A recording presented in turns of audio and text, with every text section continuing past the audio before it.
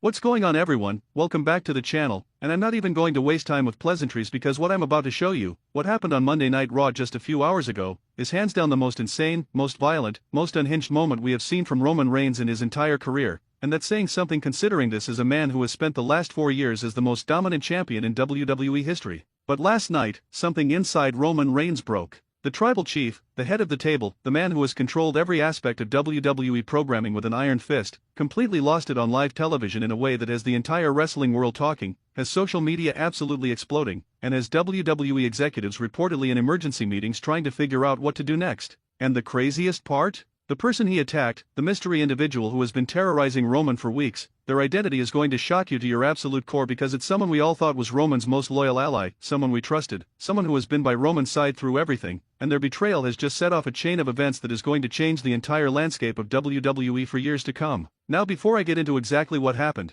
before I show you the footage that WWE is apparently trying to scrub from the internet, before I reveal who this mystery attacker is and why they've been targeting the tribal chief, I need you to smash that like button right now because I guarantee you this video is going to blow up, the algorithm is going to push this to every wrestling fan on the planet, and you're going to want to be part of the conversation from the very beginning. Drop a comment below telling me if you think Roman Reigns went too far with what he did last night, because honestly, I'm conflicted about it. On one hand, he was defending himself against someone who's been making his life hell for the past month. On the other hand, what he did on live television crossed so many lines that WWE might not have any choice but to suspend him or worse. And make sure you're subscribed with notifications turned on because this story is developing by the hour, new information is coming out, and I'm going to be covering every single twist and turn as it happens. Let me set the stage for you because what happened last night didn't come out of nowhere. This has been building for weeks, ever since Roman Reigns returned to WWE television after taking some time off following his loss of the undisputed WWE Universal Championship. When Roman came back, everyone expected him to immediately go after the title, to declare himself for the Royal Rumble, to remind everyone why he's the biggest star in professional wrestling. But instead, Roman seemed different, almost vulnerable in a way we'd never seen before. He cut promos about respect, about legacy, about proving that he doesn't need a championship to be the most important person in WWE. And while some fans appreciated this new, slightly more humble version of Roman Reigns, others saw it as weakness, as an opportunity to strike while the tribal chief was down. And strike they did. It started small, almost imperceptible at first. Roman would be walking backstage and the lights would flicker. He'd be cutting a promo in the ring and the microphone would mysteriously cut out. His entrance music would glitch and stutter. Little things, annoying things, things that could be explained away as technical difficulties. But then it escalated. 3 weeks ago, Roman was leaving the arena after Raw when someone attacked him in the parking lot, jumping him from behind, hitting him with what appeared to be a steel pipe, and disappearing into the shadows before security could respond. The attack left Roman with bruised ribs and a lot of questions about who would be bold enough, stupid enough, to come after the tribal chief.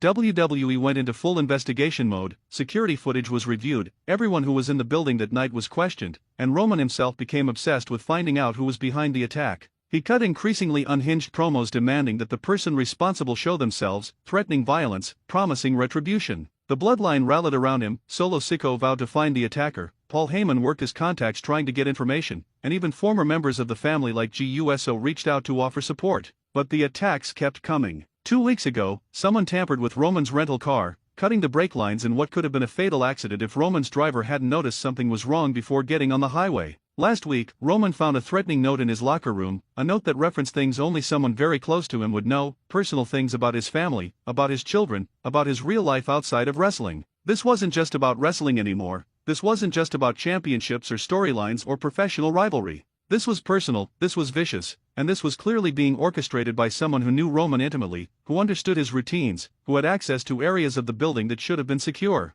The WWE universe was running wild with speculation, Reddit was full of theories, Twitter was debating every possible suspect, and Roman himself was becoming increasingly paranoid, trusting fewer and fewer people, seeing potential enemies everywhere he looked. He even began to suspect members of his own family, questioning their loyalty, demanding they prove themselves, creating tension within the bloodline that threatened to tear the faction apart from the inside. And then last night on Monday Night Raw, everything came to a head in the most explosive way possible. The show opened with Roman Reigns coming to the ring, and you could see it in his eyes, you could hear it in his voice, this was a man at the end of his rope. He grabbed a microphone and issued an ultimatum to the mystery attacker. Show yourself tonight, face me like a man, or I'm going to start going through the roster one by one until I find you, and God help anyone who gets in my way. It was a chilling promo, delivered with an intensity that reminded everyone why Roman Reigns is considered one of the greatest talkers in WWE history. The crowd was hanging on every word, the tension in the arena was palpable, and you just knew something big was about to happen. Roman demanded that every single person in the building come to the ring, every wrestler, every referee, every backstage worker, everyone.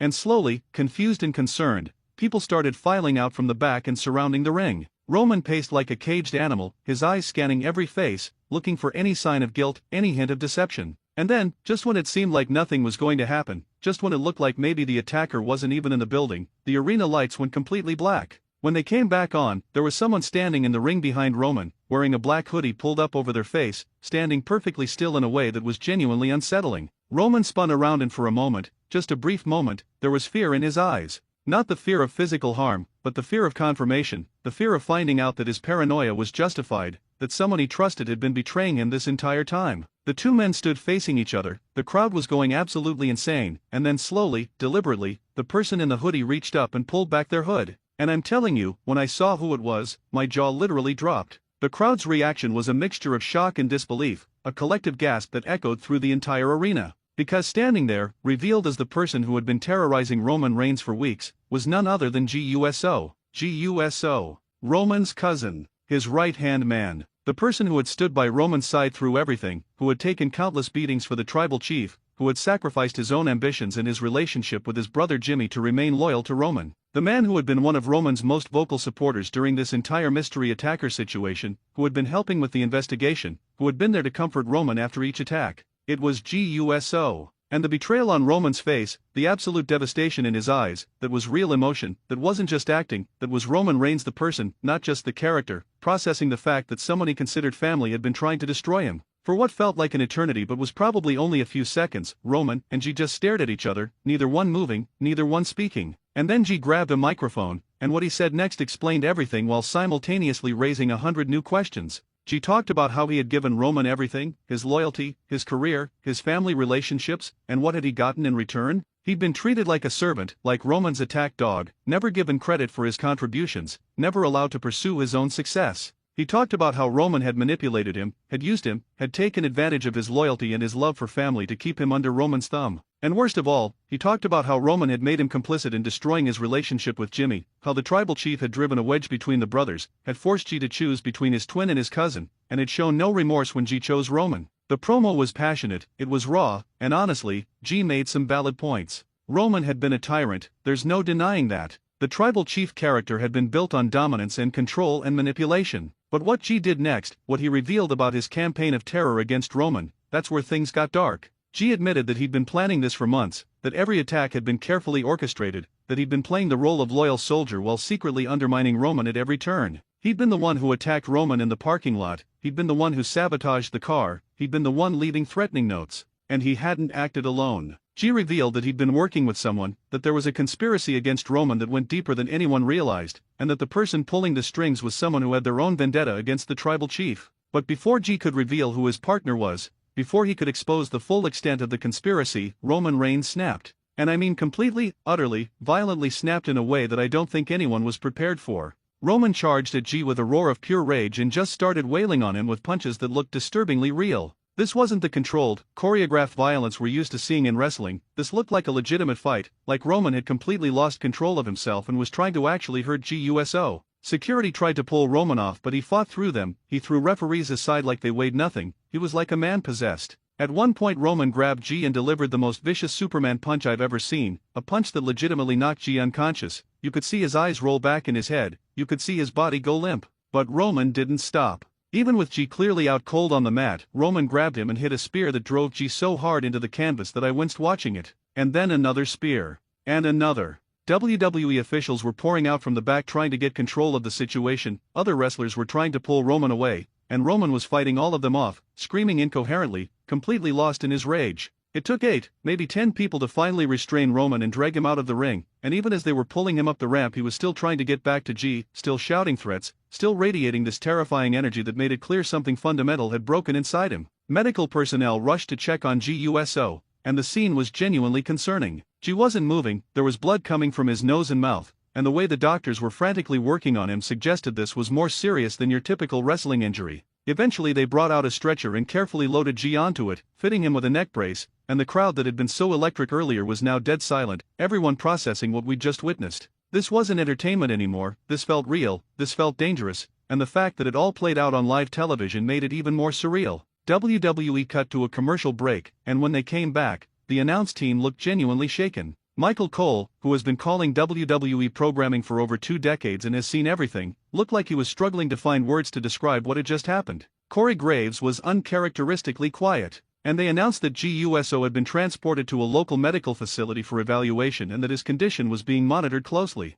They also announced that Roman Reigns had been escorted from the building by security and that WWE officials would be meeting to discuss what consequences, if any, Roman would face for his actions. Now here's where things get really interesting and where the story takes some turns that I honestly didn't see coming. First of all, according to multiple sources backstage, what we saw on television was not what was supposed to happen. The plan was for G to reveal himself as the attacker, cut his promo about why he betrayed Roman, and then get into a brawl that would be broken up relatively quickly, setting up a match between the two at the Royal Rumble. But Roman apparently went completely off script. Whether he was so immersed in the character that he couldn't control his emotions, or whether there was real anger bleeding through because of how the GUSO character had been booked and utilized, or whether this was some kind of work shoot designed to get people talking, nobody seems to know for sure. But people who were in the building are saying that Roman went into business for himself, that he ignored the agents trying to give him instructions, and that he kept attacking G long past the point where he was supposed to stop. WWE is in a really difficult position now because on one hand, what happened last night is generating massive buzz, social media is exploding, wrestling websites are running this as their top story, mainstream sports outlets are picking up on it.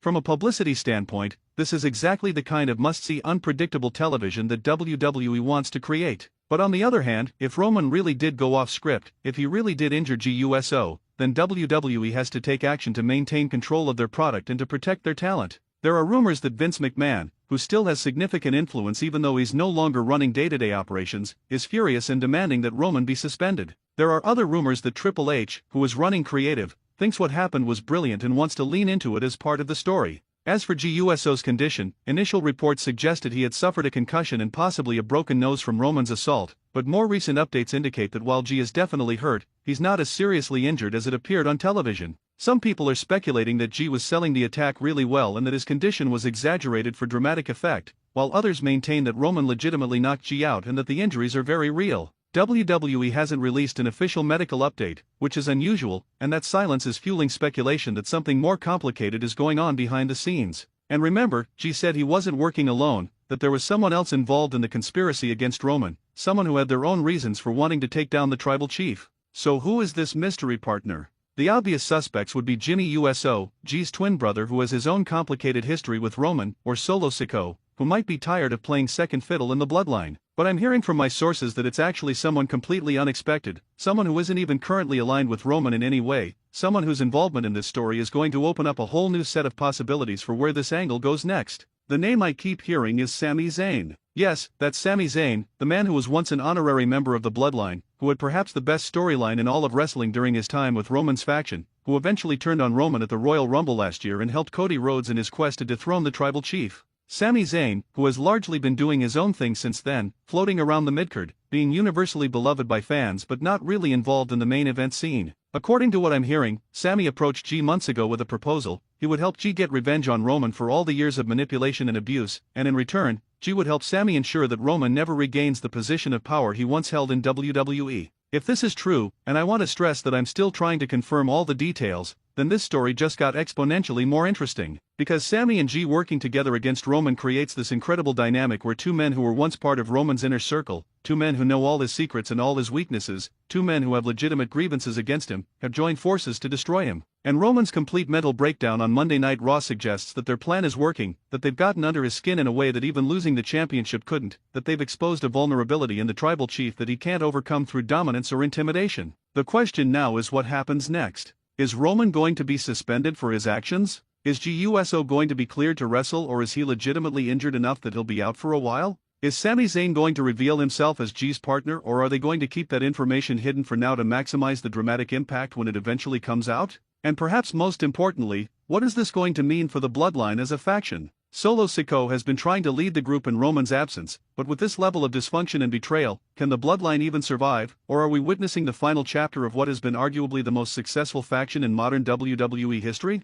There's also the matter of the Royal Rumble, which is now just a few weeks away. Before all this happened, the expectation was that Roman would enter the Rumble match, probably win it, and go on to challenge for a championship at WrestleMania in what would be positioned as his redemption story. But now, I don't even know if Roman is going to be cleared to compete at the Royal Rumble. His mental state is clearly compromised, he's shown that he can't control himself in high-stress situations, and WWE might decide that the liability of putting him in a match with 29 other competitors is just too great. Or maybe they lean into it, maybe they put Roman in the Rumble knowing that he's unhinged and dangerous, and they use that as the story, the unpredictable loose cannon who could snap at any moment. What I found most fascinating about Monday Night Raw, beyond just the shocking violence and the dramatic revelations, was how real it all felt. Wrestling fans are sophisticated, we know it's scripted, we know the outcomes are predetermined, we know that even the most intense rivalries are ultimately just stories being told to entertain us. But what happened with Roman and G felt like it transcended that, felt like there were real emotions bubbling to the surface, real history between these performers informing their actions.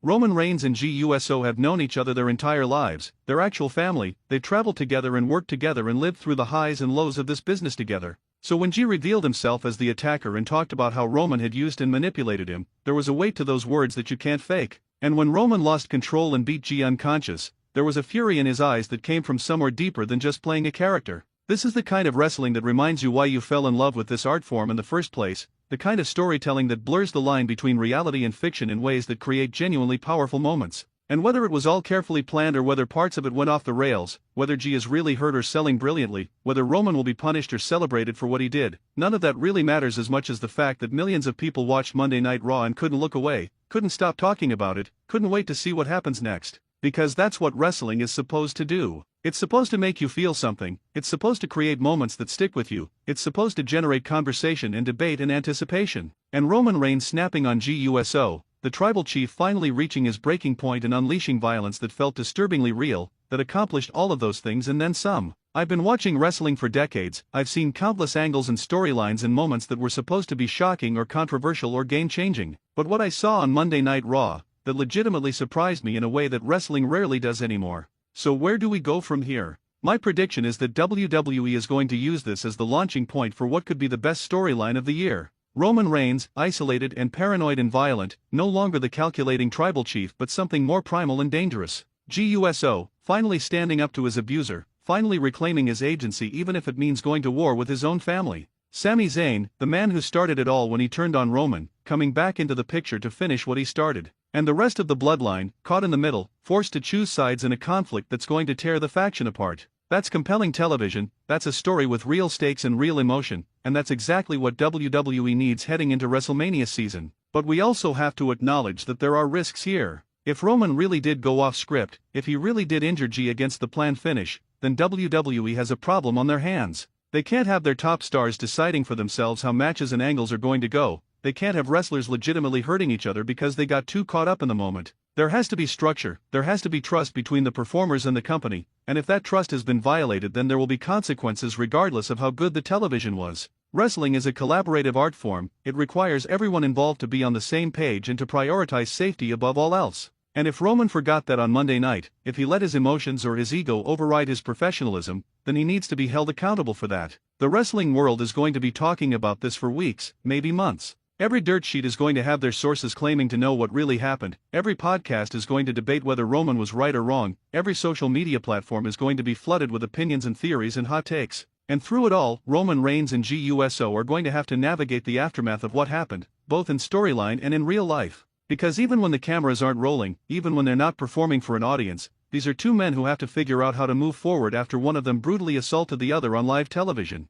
I'll be honest with you, I don't know where this story goes next, I don't know what WWE is planning, and I don't even know how much of what we saw was planned versus improvised. But I do know that I'm more invested in Roman Reigns as a character than I've been in a long time, I'm more interested in what happens with the bloodline than I have been since the initial Sami Zayn storyline, and I'm going to be tuning into every single WWE show going forward because I have to know how this plays out. That's the mark of great storytelling, when you create something that people can't ignore, can't dismiss, can't stop thinking about. And whether by design or by accident, whether through careful planning or chaotic improvisation, that's exactly what Monday Night Raw delivered. So that's the story of Roman Reigns snapping on GUSO, the tribal chief losing control, the mystery attacker being revealed as the one person who Roman thought he could trust above all others. Make sure you like this video, share it with every wrestling fan you know, and drop a comment telling me what you think about all of this. Do you think Roman went too far? Do you think G was justified in his betrayal? Do you think this was all a work or did something real happen out there? I want to hear your thoughts. I want to know how you're processing this absolutely insane moment in wrestling history. And subscribe to the channel because I'm going to be covering every development in this story as it happens. Thanks for watching, and I'll see you in the next